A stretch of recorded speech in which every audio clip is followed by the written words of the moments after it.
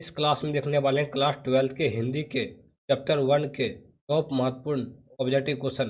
सभी विद्यार्थी इस क्लास को शुरू से लेकर अंत तक देखिएगा, क्योंकि इस क्लास से बहुत सारे क्वेश्चन बोर्ड एग्जाम में रहेंगे। चलिए क्वेश्चन नंबर 1 की तरफ बढ़ते हैं। क्वेश्चन नंबर 1 यहाँ पर बालकृष्ण भट्ट की रचना बातचीत क्या है। क्वेश्चन नंबर 1 का सही उत्तर होगा ऑप्शन नंबर डी, ललित निबंध। Option number D. Question number 1 का सही उत्तर होगा option number D, option number D. चलिए अगला क्वेश्चन की तरफ बढ़ते हैं। अगला क्वेश्चन अब लोग सेकेंड की तरफ बढ़ते हैं। क्वेश्चन नंबर सेकेंड है पर बालकृष्ण भट्ट किस युग के निबंधकार थे। क्वेश्चन नंबर सेकेंड का सही उत्तर होगा ऑप्शन बी, भारतेंदु युग। ऑप्शन नंबर बी इसका राइट आंसर होगा भारतेंदु युग। चलिए अगला क्वेश्चन की तरफ बढ़ते हैं। अगला क्वेश्चन अब लोग 3 की तरफ बढ़ते हैं। क्वेश्चन नंबर 3 है पर मनुष्य की बातचीत का उत्तम तरीका क्या है। क्वेश्चन नंबर 3 का जो सही उत्तर होगा ऑप्शन नंबर डी, अवाक होकर अपने से बातचीत करना। ऑप्शन नंबर डी इसका सही उत्तर होगा। चलिए अगला क्वेश्चन की तरफ बढ़ते हैं। अगला क्वेश्चन अब लोग 4 की तरफ बढ़ते हैं। क्वेश्चन नंबर 4 है यहाँ पर संवाद में सबसे महत्वपूर्ण क्या है। ये जो है आत्मीयता इसका राइट आंसर होगा। ऑप्शन नंबर सी इसका सही उत्तर होगा। चलिए अगला क्वेश्चन की तरफ बढ़ते हैं। अगला क्वेश्चन 5 है यहाँ पर बालकृष्ण भट्ट का जन्म हुआ था। इसका जन्म जो हुआ था 23 जून 1844 को हुआ था। ऑप्शन नंबर बी इसका सही उत्तर होगा। चलिए अगला क्वेश्चन की तरफ बढ़ते हैं। अगला क्वेश्चन अब लोग एक की तरफ बढ़ते हैं। क्वेश्चन नंबर 6 पर संयोगिता संभव रचना है। इसका जो सही उत्तर होगा ऑप्शन नंबर सी, ये जो रचना है श्रीनिवास दास की है। ऑप्शन नंबर सी इसका राइट आंसर होगा। चलिए अगला क्वेश्चन की तरफ बढ़ते हैं।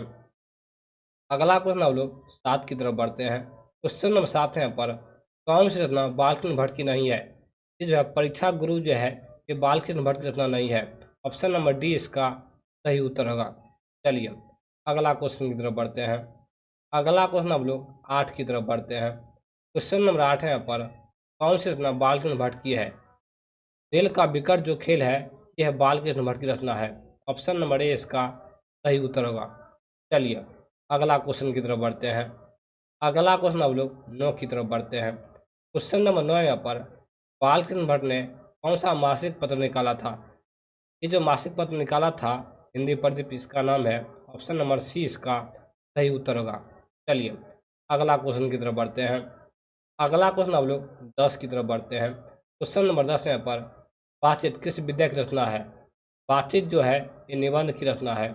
ऑप्शन नंबर डी इसका राइट आंसर होगा। बातचीत जो है ये निबंध है। ऑप्शन नंबर डी इसका राइट आंसर होगा। चलिए अगला क्वेश्चन की तरफ बढ़ते हैं। अगला क्वेश्चन अब लोग 11 की तरफ बढ़ते हैं। कुरसो ने 16 वर्ष के उपरांत इसके मुख से एक बात सुनी। ये जो है फ्राइडे के मुख से एक बात सुनी। 11 का सही उत्तर होगा ऑप्शन नंबर ए, आप लोग याद रखिएगा। चलिए अगला क्वेश्चन की तरफ बढ़ते हैं। अगला क्वेश्चन अब लोग 12 की तरफ बढ़ते हैं। क्वेश्चन नंबर 12 यहाँ पर पाठ्यपुस्तक निबंध के निबंधकार है। इसका जो निबंधकार है यह है Balkrishna Bhatt. Option number D. 12 का राइट आंसर होगा ऑप्शन नंबर डी। चलिए अगला क्वेश्चन की तरफ बढ़ते हैं। अगला क्वेश्चन हम लोग 13 की तरफ बढ़ते हैं। क्वेश्चन नंबर 13 यहाँ पर बातचीत के माध्यम से बालकृष्ण भट्ट क्या बतलाना चाहते हैं। ये जो है बातचीत की शैली बतलाना चाहते हैं। ऑप्शन नंबर ए इसका सही उत्तर होगा। चलिए अगला क्वेश्चन की तरफ बढ़ते हैं। अगला क्वेश्चन हम लोग 14 की तरफ बढ़ते हैं। क्वेश्चन नंबर 14 यहाँ पर भट्ट जी को किसने अंग्रेजी साहित्य के एडिशन और स्टील की श्रेणी में रखा है। ये जो रखा है रामचंद्र शुक्ल ने रखा था। ऑप्शन नंबर सी इसका सही उत्तर होगा। चलिए अगला क्वेश्चन की तरफ बढ़ते हैं। अगला क्वेश्चन अब लोग 15 की तरफ बढ़ते हैं। अगला क्वेश्चन 15 यहाँ पर बालकृष्ण भट्ट का निवास स्थान कौन सा है। इसका जो निवास स्थान है जो है इलाहाबाद उत्तर प्रदेश में है। ऑप्शन नंबर बी इसका सही उत्तर होगा। आप लोग याद रखिएगा। चलिए अगला क्वेश्चन की तरफ बढ़ते हैं। अगला क्वेश्चन 16 यहाँ पर बालकृष्ण भट्ट ने किस पत्रिका का संपादन किया। ये जो है हिंदी प्रदीप नामक पत्रिका का संपादन किया है। ऑप्शन नंबर सी इसका सही उत्तर होगा। चलिए अगला क्वेश्चन की तरफ बढ़ते हैं। अगला क्वेश्चन हम लोग 17 की तरफ बढ़ते हैं। क्वेश्चन 17 यहाँ पर बालकृष्ण ने हिंदी परित नामक मासिक पत्रिका निकालना कब प्रारंभ किया? ये जो किया है 1877 में। ऑप्शन नंबर ए इसका राइट आंसर होगा, आप लोग याद रखिएगा। चलिए अगला क्वेश्चन की तरफ बढ़ते हैं। अगला क्वेश्चन हम लोग 18 की तरफ बढ़ते हैं। क्वेश्चन नंबर 18 यहाँ पर कौन सी रचना बालकृष्ण भट्ट द्वारा रचित नहीं है? ये जो है मेघदूतम जो है बालकृष्ण भट्ट के द्वारा रचित नहीं है। ऑप्शन नंबर सी इसका सही उत्तर होगा, आप लोग याद रखिएगा। चलिए अगला क्वेश्चन की तरफ बढ़ते हैं। अगला क्वेश्चन 19 यहाँ पर कौन सा उपन्यास बालकृष्ण भट्ट द्वारा रचित है? ये जो है 100 व जन 1 सुजन, ये बालकृष्ण भट्ट के द्वारा रचित है। ये जो है उपन्यास है। चलिए अगला क्वेश्चन की तरफ बढ़ते हैं। अगला क्वेश्चन हम लोग 20 की तरफ बढ़ते हैं। क्वेश्चन और 20 यहाँ पर नाटक के प्रारंभ में होने वाले मंगल पाठ को क्या कहा जाता है? ये जो कहा जाता है नंदी पाठ कहा जाता है, आप लोग याद रखिएगा। Option number B right answer होगा। चलिए अगला क्वेश्चन की तरफ बढ़ते हैं। अगला क्वेश्चन हम लोग 21 की तरफ बढ़ते हैं। क्वेश्चन नंबर 21 यहाँ पर क्वेश्चन कुर्सों को कब तक मनुष्य का मुख देखने को नहीं मिला?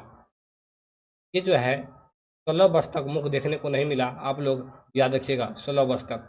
चलिए अगला क्वेश्चन की तरफ बढ़ते हैं। अगला क्वेश्चन हम लोग 22 की तरफ बढ़ते हैं। क्वेश्चन नंबर 22 यहाँ पर बोलने से मनुष्य के रूप का साक्षात्कार होता है, यह किसने कहा? ये जो कहा है बेन जॉनसन ने कहा है, आप लोग याद रखिएगा बेन जॉनसन। चलिए अगला क्वेश्चन 23 यहाँ पर असल बातचीत सिर्फ 2 व्यक्तियों में ही हो सकती है, यह किसका मत है? ये जो है बेन जॉनसन ने कहा था। इसका जो राइट आंसर होगा option number A. Option number A Edison. Edison option number A. चलिए अगला क्वेश्चन की तरफ बढ़ते हैं। अगला क्वेश्चन लोग 24 की तरफ बढ़ते हैं। क्वेश्चन 24 यहाँ पर एडिसन के अनुसार असल बातचीत कितने लोगों से हो सकती है? एडिसन के अनुसार असल बातचीत 2 लोगों में हो सकती है, 2 लोगों के बीच। ऑप्शन नंबर ए इसका राइट आंसर होगा। चलिए अगला क्वेश्चन की तरफ बढ़ते हैं। अगला क्वेश्चन 25 है यहाँ पर बातचीत से मन किस प्रकार खो जाता है? बातचीत से मन जो है हल्का और सख्त हो जाता है, आप लोग याद रखिएगा ऑप्शन नंबर सी। चलिए अगला क्वेश्चन की तरफ बढ़ते हैं। अगला क्वेश्चन 26 यहाँ पर किसके न होने से सृष्टि गूंगी पड़ित होती है? वाक शक्ति के न होने से सृष्टि गूंगी पड़ित होती है। ऑप्शन नंबर बी इसका सही उत्तर होगा। चलिए अगला क्वेश्चन की तरफ बढ़ते हैं। अगला क्वेश्चन हम लोग 27 की तरफ बढ़ते हैं। आर्ट ऑफ कन्वर्सेशन कहाँ के लोगों में अधिक प्रचलित है? इसका जो सही उत्तर होगा यूरोप के लोगों में ये प्रचलित है art of conversation. Option number C आप लोग याद रखिएगा।